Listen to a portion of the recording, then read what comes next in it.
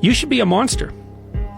You know, because everyone says, well, you should be harmless, virtuous. You shouldn't do anyone any harm. You should sheath your competitive instinct. You shouldn't try to win.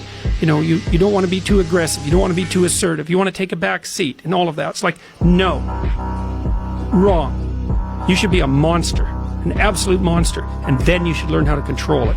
Do you know the expression, it's better to be a warrior in a garden than a gardener in a war? Right, exactly. That's exactly it. Yeah. Responsibility. That's what gives life meaning. It's like lift a load. Then you can tolerate yourself, right? Because look at, you're useless, easily hurt, easily killed. Why should you have any self-respect?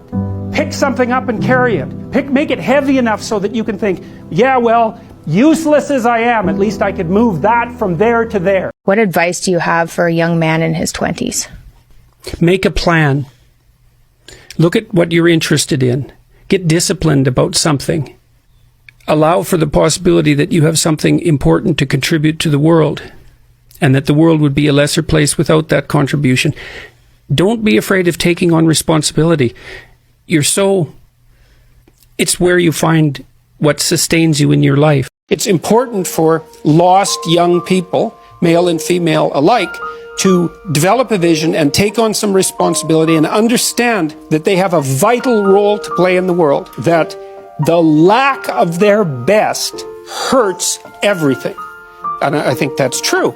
And the sad thing is that there's very many people who have not heard an encouraging word in their life. And it takes so little to encourage them that it's rather tragic. It's okay to be a man. It's not okay.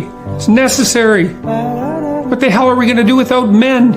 You look around the city here, you see all these buildings go up, these men, they're doing impossible things. They're under the streets, working on the sewers, they're up on the power lines in the storm, in the rain.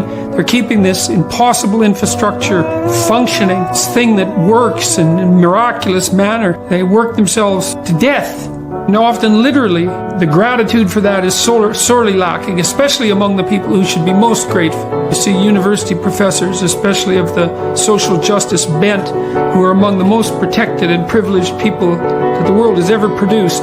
They take everything they have for granted, failing to understand entirely that there's a massive infrastructure of unbelievably hardworking, solidly laboring, working-class men breaking themselves in half on a regular basis, making sure that everything that always breaks works. What we call self-esteem is actually obtained by establishing long-term functional reciprocal relationships. Because those are stable and reliable, that decreases negative emotion. And most self-esteem measures are primarily neuroticism, like there's extroversion in there, but it's primarily neuroticism reversed. Psychologists could do this. They could teach people that the best pathway to emotional self-regulation is through service to other people. That's a great deal for everybody. The best advice I've ever heard for overthinkers is this. It's a quote that has helped me immeasurably.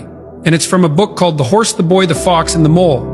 And one of my favorite quotes out of the whole book is, a boy and a horse are in the woods. And a boy says to the horse, I can't see a way through. And the horse says, can you see your next step? And the boy says, yeah. And the horse says, then just take that.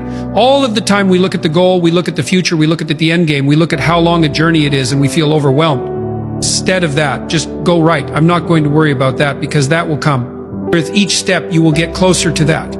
So I don't need to worry about how far away it is. All I need to focus on right now is my next step. Jordan Peterson is also in the novel. If you want to know how and why, then read the book.